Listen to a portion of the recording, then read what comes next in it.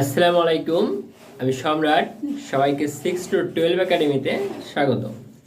Viewers, আজকে আমাদের আলোচ্য বিষয় হলো নবম ও দশম শ্রেণীর জীববিজ্ঞান বইয়ের দ্বিতীয় অধ্যায় অর্থাৎ জীব কোষ ও টিস্যু অধ্যায়টির উদ্ভিদ কোষ নিয়ে আলোচনা।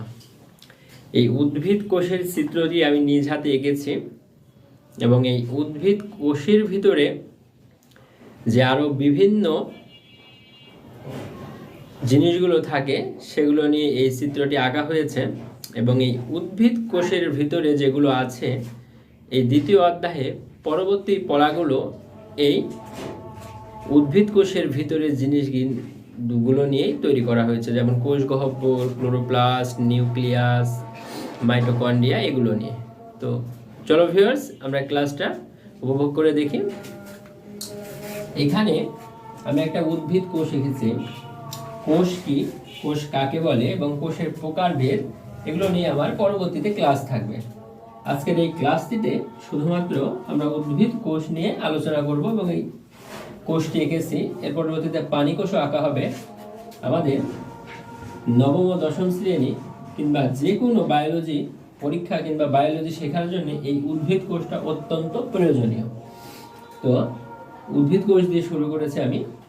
তো এইখানে এই উদ্ভিদ কোষটা আঁকতে যে উদ্ভিদ কোষের ভিতরে সবচেয়ে বড় যে ফাঁকা জায়গাটি আছে গহ্বরের মতো, সেটার নাম কোষ গহ্বর। এই উদ্ভিদ কোষের সবচেয়ে বড় অংশটি হলো আমাদের কোষ গহ্বর। আর এই কোষ গহ্বর সহকারে আরো যেগুলো আছে, তো এগুলো আমাদের এই কোষ প্রাচীরের ভিতরে অবস্থিত। তো এই যে আমাদের এটি হলো কোষ প্রাচীর, এগুলো কোষ প্রাচীরের ভিতরে অবস্থিত। তারপরে কোষ প্রাচীরের পরে আমাদের এই কোষ প্রাচীরে এখানে আরেকটি জায়গা আছে, ডানে, এখানে এখানে এখানে এখানে এখানে এবং এখানে।